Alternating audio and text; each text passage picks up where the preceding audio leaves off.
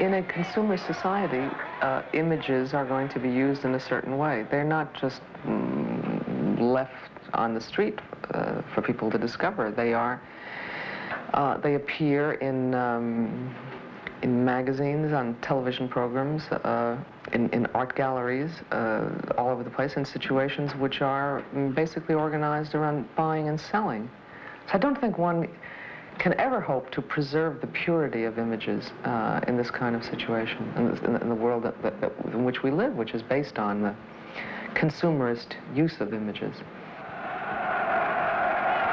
Why is fascism so fascinating to us?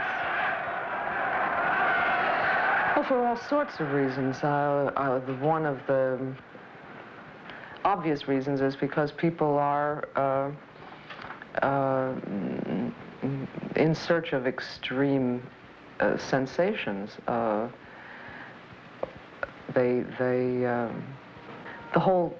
content of our culture, of popular culture, of serious art, has very much to do with extreme feelings and extreme sensations. So you couldn't expect people to ignore this rich body of material.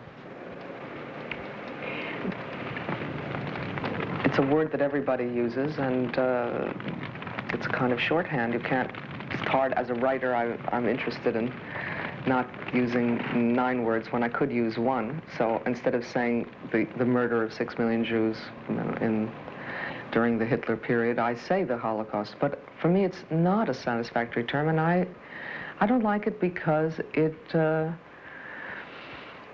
sounds as if it just burst on the world, and like a tremendous conflagration. I think the fire image is unearned, a little bit cheap. There is this long tradition of anti-Semitism in European culture, and that's been particularly evident in German-speaking countries. But the Holocaust would not have happened if it were not based on a decision by a government in power, and if it did not have all kinds of institutions to implement it. It was in no sense a spontaneous or natural phenomenon. It was a directed, controlled, historical and political event. This was a policy of the Nazi movement from the beginning to capitalize, to use this tremendous resource of German anti-Semitism to attract members into the movement. The very first thing that Hitler ever wrote in 1919 was an anti-Semitic tract calling for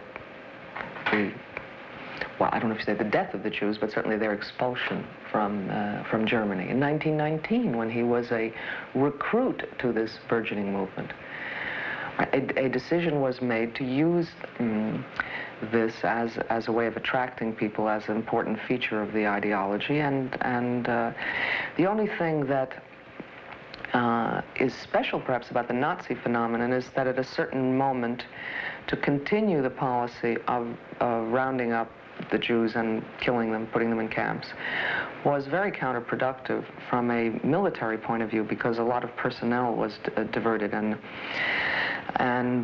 when the death camps were working at their peak capacity, they were a real drain on the economy and on the military effort, and Germany was already starting to lose the war in 1942-43. And yet, the policy was reaffirmed. Certain generals did point out that they could use these trains and trucks and personnel. And Hitler and other people said, well, even if we lose the war, at least we will have killed all the Jews. What does a Jew growing up now have to deal with in coming to grips with a positive Jewish identity? They have to deal with the Holocaust. They have to deal with centuries of anti-Semitism.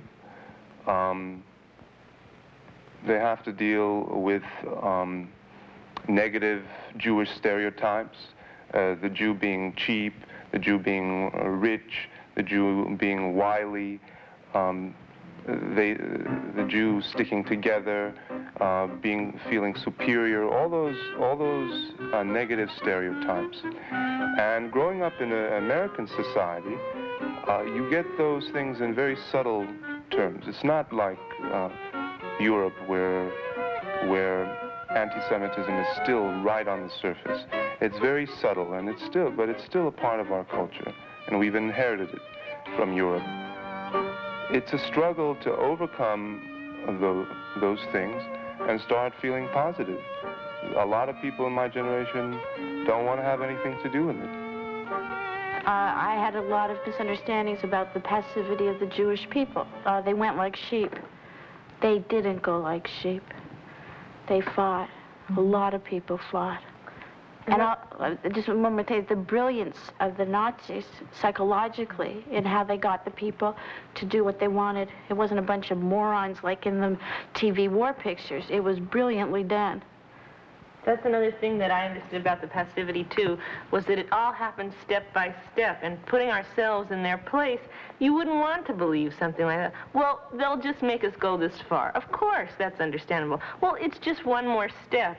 And, I mean, there's no way that those people could have thought ahead to imagine what it could possibly be. They were led along step by step, and they bought it. Until they had no identity, really, and were so humiliated by the process. And that passivity is it was a real central issue, I think, for anybody studying the Holocaust, because I feel that the Jews of our generation were sold a bill of goods as an excuse for why the Holocaust happened. I know that in my family I was told the Jews were always reasonable, and the Jews were always calm, and the Jews were always passive, and this is why they went like sheep to their deaths. And I grew up believing that, and I grew up conducting my life according to those precepts so that I could fit into the mold of all the Jewish people the way they were supposed to be. And when it finally occurred to me that that's not what happened at all, and that history bared out the fact that that is not necessarily what happened, it changed everything for me. Not enough young people come to see survivors. But I find that our audiences oftentimes are made up of old-timers who come to reinforce what they already know. The most fulfilling experience for me was when we went on our college tour and when we played to young people, people our age.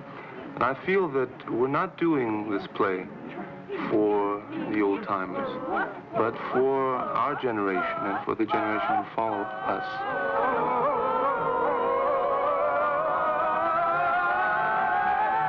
The sound of the train. Rocky, rocky. My mind travels, pulling out jewels, glowing and shining. How I hold them inside this train. Rocky, rocky. So I am held, remembering Mama, Mama. My mother's telling me stories, telling me, Mary Yum Yum, how she takes me home from the hospital, and boy, how skinny I am. The doctor, my mother says, the doctor doesn't know anything. Only a mother knows how to keep her baby warm. Mama, Mama. The train whistling and the trees stretching out your arms. Mama, look how many arms you have. If only I could jump. If only you could catch me, Mama. The train rocking now. Now I am held in your arms, hanging on. I am remembering my mind speeding like the wheels of the train, Mama. I'm 10 years old, Mary Yum Yum, birthday girl with 10 wish candles. And Daddy takes me out back saying, what a big girl you are. And he throws me up in the air like a kite, like a wishing flower we used to blow and catch in our hands. Make a wish and never tell. I'm riding on Daddy's shoulders. I'm down on the ground. And Daddy says, surprise, the wheels of the train. Like the two-wheeler bike, I'm not afraid of falling. The sound of the train. Whistling, whistling, whistling. Whistling, whistling, whistling, whistling, whistling, whistling, whistling, how I flew in the air. We're train! Men marching on this train. Marching! Pulling us forward. Marching! They take the jewels, the laugh of the money, the gold from my teeth, and I think how stupid they are. Marching! I am pulling out jewels in front of their eyes, but they don't see them. Marching! They think I am bones in a ragman dress, but here in this train I am dressed in white, and my husband is beside me saying, Yes. how I want to live! Marching on this train. They are pulling me forward. Memories. I have hundreds of memories. Multiply. My husband and I. Eating the cake. Eating the bread. Inside this train. Eating the cake. Drinking the wine. Eating the bread. My people and I multiplied and multiplied. All the stars in the sky making wishes come true. My people and I inside this train. All the trains stretching out our arms. How we want to live. Rocking, rocking. How And now, whenever I go to my business with my husband, we are passing by Soto Street, and there are the slaughterhouses. And the first time, I'm used to it already now, but the first time when I passed by and I saw that huge truck with a cattle inside, and I see how the cattle have to go through a small passage. I see myself every day when I'm passing by, I see myself there. Exactly the way we were pushed and we were afraid, and the same thing happens with that cattle over there every day. When I pass by, I see it. And I see the slaughterhouse over there in Auschwitz. Oh yeah, yeah, and also they, for that they are so frightened, they say, just like the people were sitting and waiting for the time when they're going to take them from, and they said, God, help us, God. The same thing, Eden, help, Eden. The same thing. I have when I pass by, the same thing I see over there on Soto Street. Every time when I'm passing by and when they're unloading the cattle.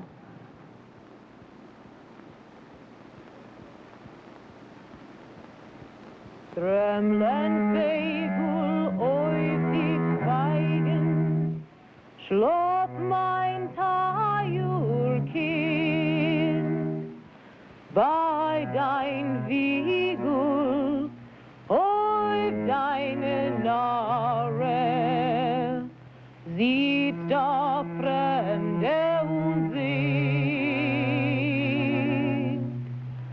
bei dein Wiegel auf deine Narre, sieht da Fremde und singt. Lulu, Lulu,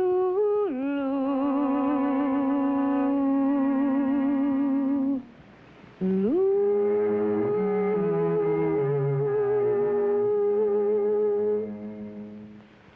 Sie ist dein Wiegel, wo gestanden, ausgeflochten von Glück. Und dein Mame, oi, deine Mame, kommt schon kein Wohl nie zu